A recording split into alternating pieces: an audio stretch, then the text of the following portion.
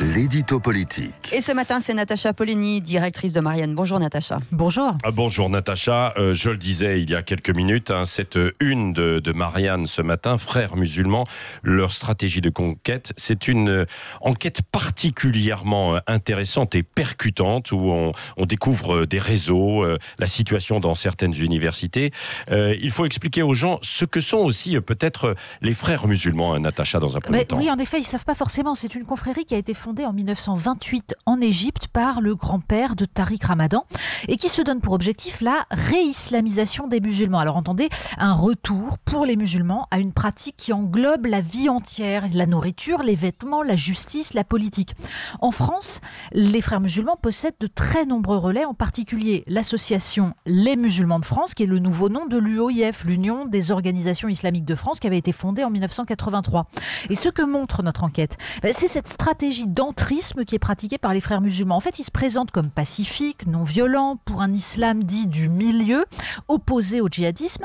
Mais en réalité, la différence entre les djihadistes et les frères musulmans, c'est une différence de degré, pas une différence de nature. Oui, c'est-à-dire en fait, les frères ont un but. Donc, je le disais, imposer partout leur vision totalisante et en fait totalitaire de l'islam.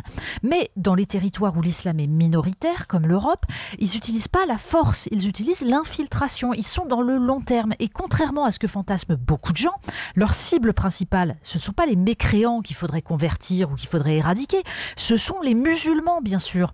Le principe, c'est de faire pression sur eux pour leur faire adopter un islam de plus en plus rigoriste. Et ça marche.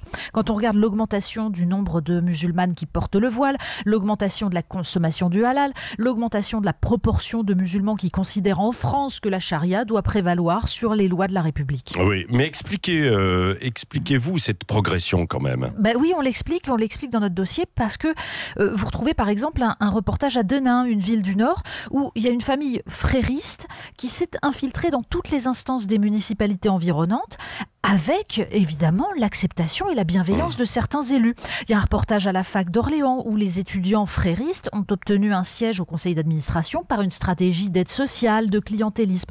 Mais en fait, le plus inquiétant, ce sont les projets d'Emmanuel Macron pour structurer l'islam de France, parce qu'ils ont toutes les chances de renforcer les frères musulmans. Les frères musulmans sont les mieux positionnés dans l'association musulmane pour l'islam de France, qui devrait être le pilier de cette organisation. Alors on va le rappeler, les premiers à subir la pression des frères musulmans, ce sont les musulmans eux-mêmes et en particulier les femmes musulmanes. Il serait temps de comprendre et il serait temps d'agir. Merci Natacha Polony.